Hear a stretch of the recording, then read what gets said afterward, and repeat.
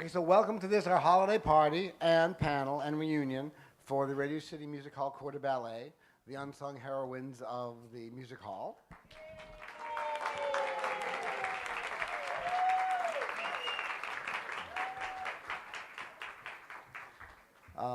Just for the record, I'm John Sefakis, president of Dancers Over 40, and we also wanted to make sure that you all know that Dancers Over 40 is not just for Broadway people, it's for modern dancers, ballet people, it's for all kinds of dance, and we wanted to stress that, especially by saluting these ladies tonight. And I think it's important that we do, let you all know that. And it's also for people that, are friends of Dancers Over 40. So you can certainly join and partake of all the different panels and performances that we have.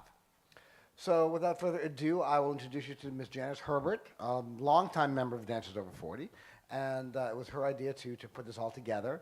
And we got together with Lainey Anders and Denise Pence, and we did this huge mailing and all this stuff, and we got all the ladies together, and it was a long labor of love, and it's really, to Janice's credit that we did all this. So let us start. Janice will be moderating. You're on, kid. Come on up. Okay. So it's been a relatively painless sort of partnership here, don't you think? Don't kiss me. I'm sick. Okay, so I have a cold. Yes. Okay. So we will start. So here you go, and take it away, the ladies of the Radio City Music Hall Corps de Ballet. Thank you, darling. Oh my God, this is terrifying. I've never spoken in a microphone before. Well, I want to thank you, John, and of course the board and the volunteers. They put all this together in a half an hour. I don't know how they did that, but there it is. It's a lot of work. And of course, we lucked out tonight because we have an audience with our peers, and they'll understand what our pain is and what we felt like working in the music hall. I'm sure you've all had the same experience, if not something similar. It was a lot of pain and a lot of fun, a lot of laughter. We won't have a lot of jokes tonight. We have a lot of funny stories, but we haven't got the time to tell them all. But after the taping, perhaps we'll tell you a few of the very funny ones.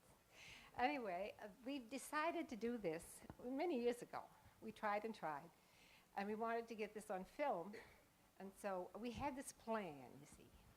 And the plan was we're going to go in some small room somewhere with the microphone, and we were discussing about what happened in the music hall.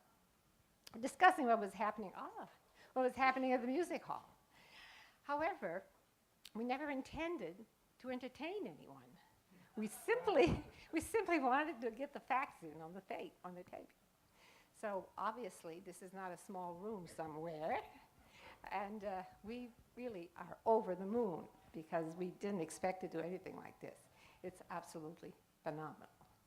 Now, Mr. Mordenti, Tony Baloney, was supposed to be here tonight, and he checked out, unfortunately, but all the girls were madly in love with Tony.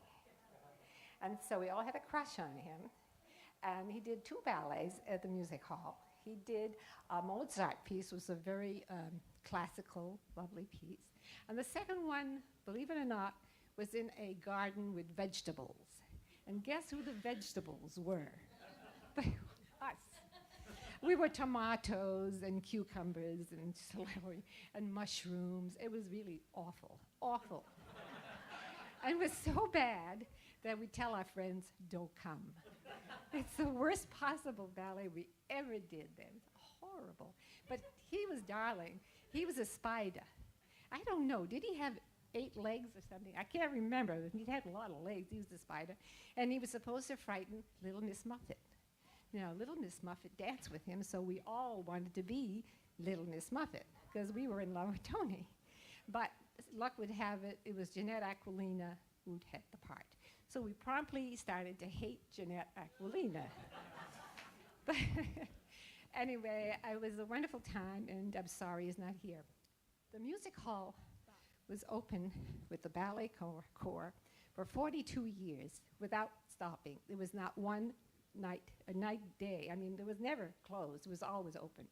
The only time they closed the hall was to clean it, to repair it, but it was open every day for 42 years. So, obviously, they were there for 42 years and performed 63,840 performances. Yes. I counted them, and that's the low number, because there are many more, but I wasn't sure how many more, so I let it go at that. We should be in the Guinness Book of World Records, and the reason is because of the amount of work.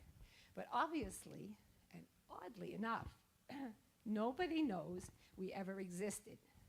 And I use the word existed because that's what I mean. People would go and see the ballet and sit there and look at it and didn't know that there was ballet there. They didn't know there was a ballet company. They were watching ballet, but they didn't know there was an entire different company. They always assumed that the Rockettes were doing the work. And it went on forever. I mean, they never realized we were there. And I often wondered, not realized, but wondered why. And it's because we didn't have a name. Ballet Corps didn't mean anything to them. They thought a bunch of dead people or something. They had no idea. They just saw a lot of dancing girls out there, and they assumed it were the Rockettes. I finally decided on a name just the other day. We should have been called the Ballet Hoops. The Ballet Who's, not the Ballet Hoops, the Ballet Who's, the Ballet Who's. Because that would have been a perfect name for us. It's Ballet Who? But they didn't know who the hell we were. So anyway,